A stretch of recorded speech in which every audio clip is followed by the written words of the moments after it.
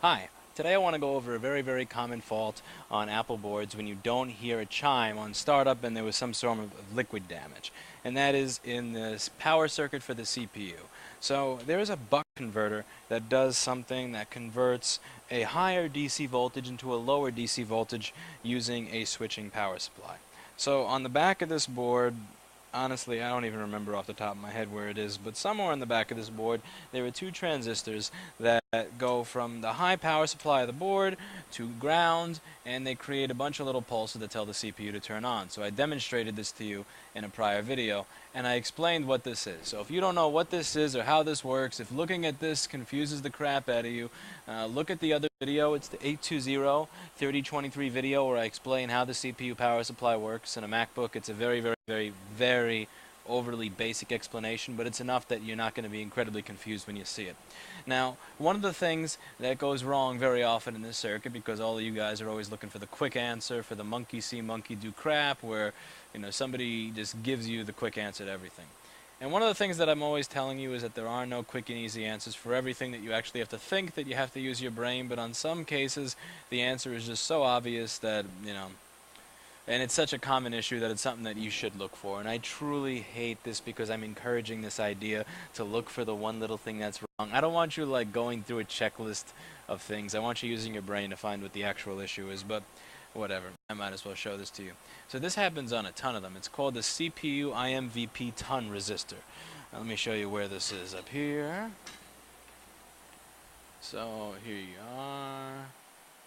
So this 90.9 kilo ohm resistor, and in the case of some of the newer Apple boards like the 820-3330, it's actually going to be a couple of higher ohm resistors, so it's usually like two 180 kilo ohm resistors or something like that. This thing is very often dead. Now this is on a MacBook Air, it's going from the 8-volt power supply, and on a MacBook Pro, it's going from the 12-volt power supply. So this is coming from a very high voltage up here, because that PPVIN S5 HS computing, whatever the shit that's called, that is coming from the 12.6 volts that the computer is using to pretty much turn itself on. So anytime you have a fault, and it's a fault that's happening at a higher voltage, like something happening on PP bus G3 hot, which is the 12.6 volt voltage that the whole board runs on, anytime you have a fault on backlight, which is upwards of 30, 40, 50 volts, you're going to have some issues, and they're going to be very obvious when you look at the motherboard. So let's get an idea what this board looked like here. Just go down on this table a little bit and do some zoom.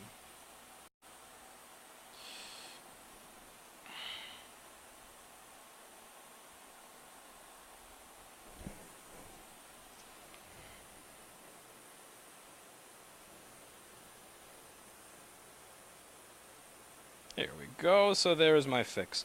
Now very often that resistor is destroyed. You can kiss that resistor goodbye. In virtually every case where I've had to do something like this, what I've had to do is, the resistor itself is completely gone on one side, and most of the time the pad is too. So most of the time you're not just replacing this resistor, because when this blows, it blows in such a violent fashion that the pad for it is actually messed up in addition to the actual resistor. So let me show you what that looks like under the microscope. Alrighty, where are you? There you go. So microscope. So let's take a look at this. So as I said, this is an LVDS wire from an A1150 MacBook Pro. This is nothing special. I have a lot of these still left, as you can see here. So this is what I'm using. It works very well for the task that's at hand here. It's insulated, which is nice. It's free, and above all, the most important trait of this wire, it's right next to me. So I mean, how can you argue with that? So it's going from here. So one of the things that I did to figure out what I'm supposed to do here is, let me show you on the schematic, on the board view. So I'm looking for ppvin underscore s5 underscore hs underscore computing underscore isense. That is a mouthful. Alright, so one of the things that I do is I use a feature called nets on this, which is going to allow me to look at every single part of the board that has a specific signal or a specific voltage running to it. So here's what I'm going to do with this.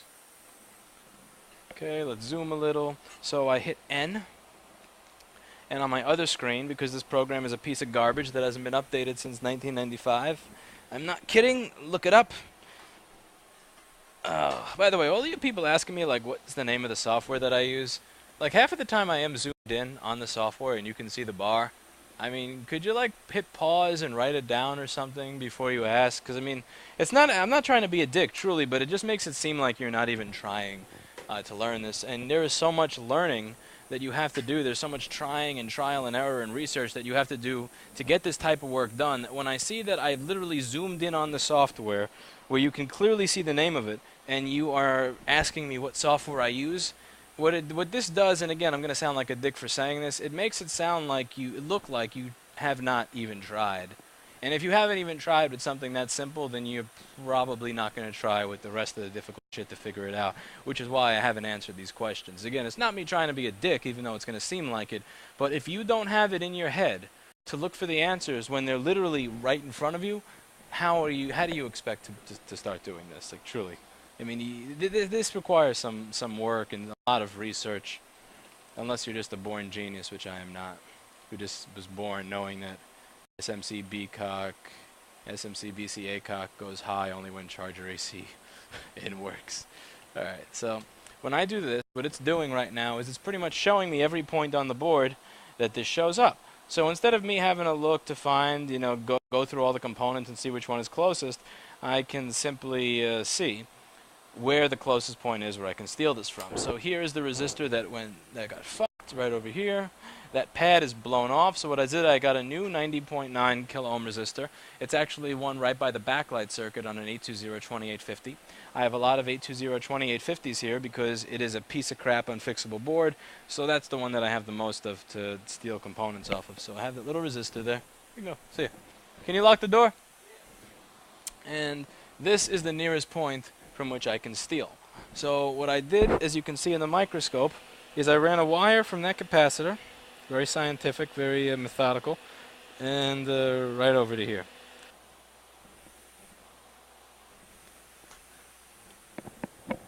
And as you can see here, I cut out some footage because my camera actually froze, but this is that board with the wire on it, and I do have a white screen here. That white screen is soon going to turn into a question mark folder, which I'll show you. Yeah, sometimes you could just tell when people are kind of asking the wrong questions, like, are you certified? How much does that part that you're putting in even cost? Is Apple going to know that you were there? Why are they going to know that you're there? Well, jackass, because you decided to spill Coca-Cola on your $2,700 computer. And as a result of that, I had two choices. I could tell you, fuck you, you have to buy a new computer, or would you like me to put this wire on and charge you $200 so that you could be on your merry way? And most people would want the $200 and be on their merry way. But on rare occasion, there are people that actually value Apple not being able to tell that you were there so much that they would simply rather buy a new machine. And that's truly a level of paranoia that I'm not really interested in dealing with. And as you can see, this is the same board, same wire, beautiful, and it works just fine. So yeah, the CPU IMVP_ton resistor is something that blows very, very often. It is a very, very common fault, and it's something that you should look for when your computer is not chiming if you have no VCORE.